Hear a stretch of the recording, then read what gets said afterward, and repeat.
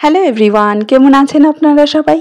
আশা করি আপনারা সবাই ভালো আছেন and welcome to my channel. আজকে আমি আপনাদের সাথে শেয়ার করব হোলি স্পেশাল খাজার রেসিপি। এই খাজা খেতে যতটা ভালো লাগে দেখতেও কিন্তু ততটাই সুন্দর। খুব সুন্দরভাবে এই লেয়ারগুলো তৈরি হয়ে যায় আর খুব সহজেই। আর আজকে আমি সেই টিপস আর ট্রিক্স শেয়ার করব আপনাদের সাথে, যাতে করে আপনারাও এত সুন্দর মচমচে খাজা খুব সহজেই বাড়িতে তৈরি করে নিতে পারবেন আর খেতে দারুণ লাগবে।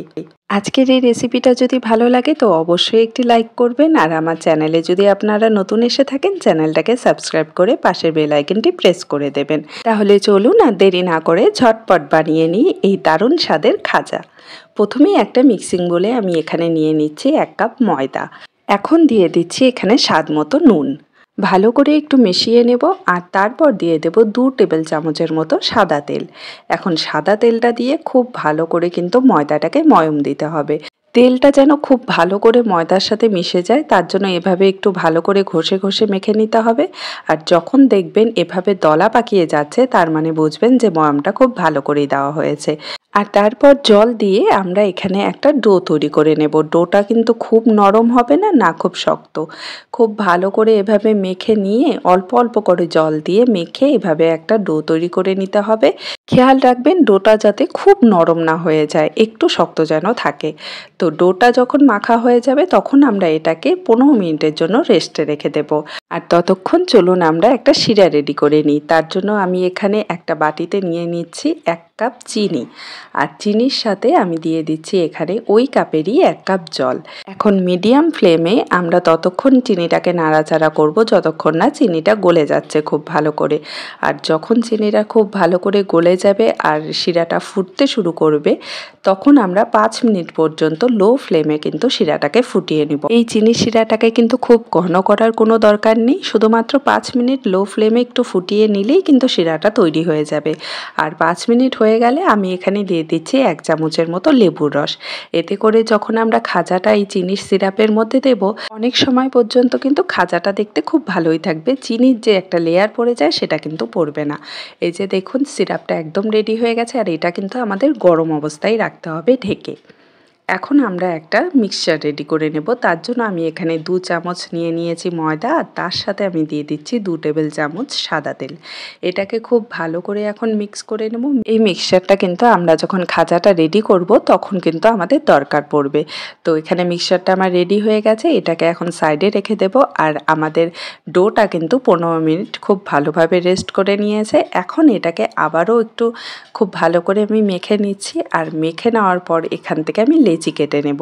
তো এখানে আমি 1 কাপ ময়দা থেকে কিন্তু 5টা লেচি কেটে নিয়েছি। এখন একটা লেচি নিয়ে ভালো করে গোল করে এখন এটাকে আমরা একটু ময়দা দিয়ে রুটির মতো গোল করে নেব।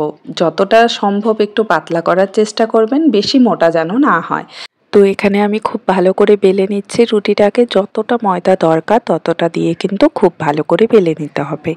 এই যে দেখুন আমি রুটিটা কিন্তু খুব ভালো করে বেলে নিয়েছি আর চেষ্টা করেছি অনেকটা পাতলা করার। তো পাতলা করে নিলে লেয়ারগুলো খুব ভালো করে কিন্তু হয়। তো এখানে আমি 5টা যে আমি লেচি কেটে রেখেছিলাম সেই 5টাই কিন্তু রুটির মতো করে খুব ভালো করে পাতলা করে বেলে নেব।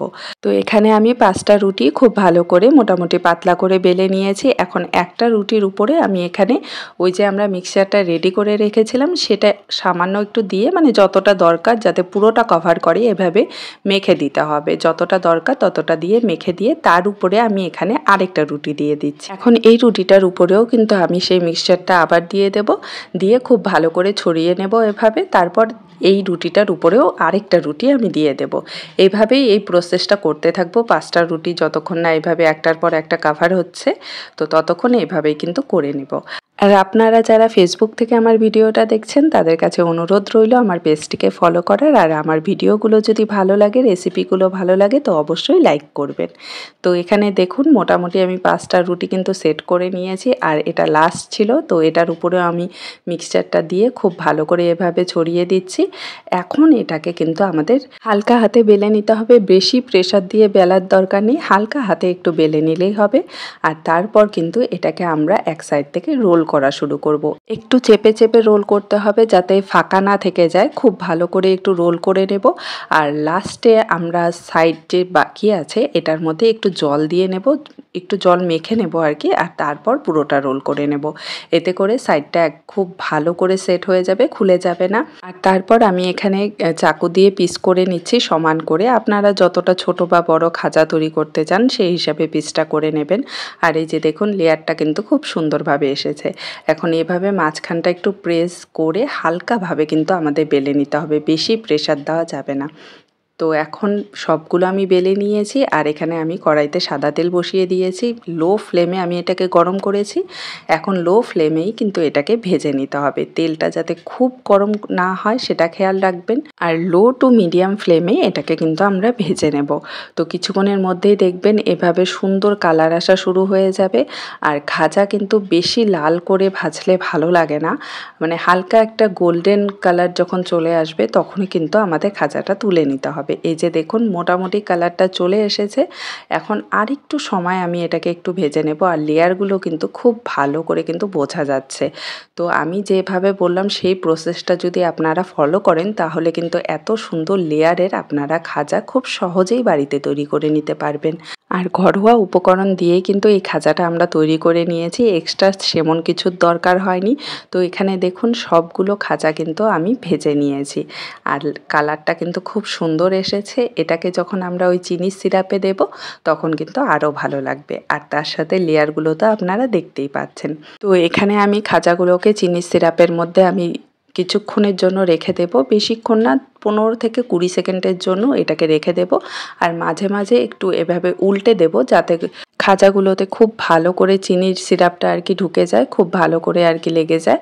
তো তার জন্য এভাবে মাঝে মাঝে একটু উল্টে দেবো। বেশিক্ষণ কিন্তু এটাকে রাখা যাবে না, 15 থেকে 20 সেকেন্ডের জন্য রেখে দিলেই যথেষ্ট।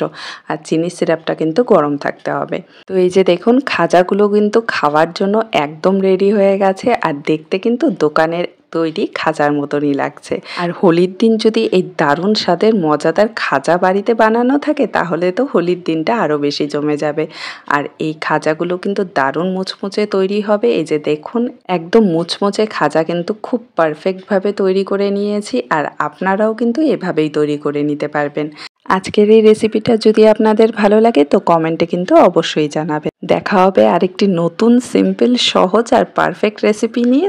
ভালো থাকবেন, সুস্থ থাকবেন। Bye bye.